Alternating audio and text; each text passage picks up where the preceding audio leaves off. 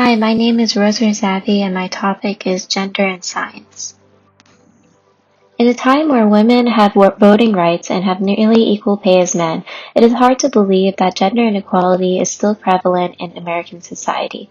From the establishment of 19th Amendment for women's suffrage in 1919 to present day, only 7 women received a Nobel Prize in Chemistry out of a total of 186. Hence, it can be said that women scientists have only a 4% chance of receiving a Nobel Prize in Chemistry. Further, according to National Science Foundation, independent federal organization that promotes progress in science, only 28% of workforce dedicated to science and engineering was occupied by women in 2010. One reason for these small percentages may be pre-existing stereotypes. 3 possible explanations are familial roles, personality traits, and academic capabilities. Now I will talk about familial roles. In research paper, The Effects of Gender Roles, Stereotypes, and Political Attitudes, author Jelen conducted surveys to assess both men and women's reactions to questions that reveal 2 types of stereotypes. First one is inferiority stereotype, and the second one is difference stereotype. Those who have an inferiority stereotype could have 2 different approaches. On one hand, they could believe that women are inferior to men and must not take roles traditionally held by men. On the other hand, they believe that women are equal or even superior to men.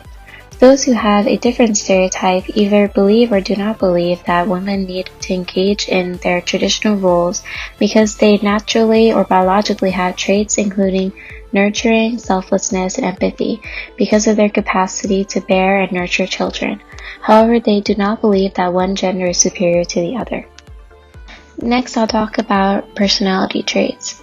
In research paper, Stereotypes About Gender in Science, author Carly used Shine Descriptive Index, which is an instrument containing 92 characteristics designed to measure people's stereotypes.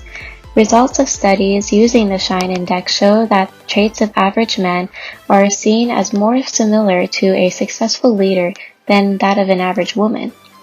Carly adapted the 92 characteristics to apply to scientists instead of leaders. At the end of Carly's study, results showed that women were thought to possess fewer characteristics of successful scientists than men.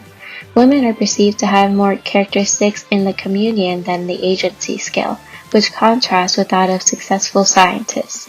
Hence, women may not choose to become scientists simply because the field does not align with their personal characteristics. Finally, I will talk about academic capabilities. In research paper National Differences in Gender Science Stereotypes, author Nozek tested the relationship between results in International Mathematics and Science Study (TIMSS) and Implicit Association Test (IAT) scores.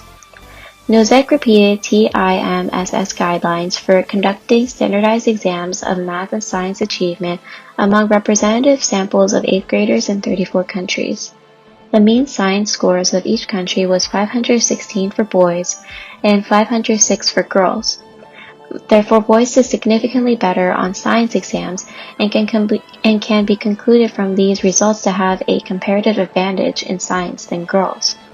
IAT assesses participants' decisions when categorizing words as either male in science or female in humanities.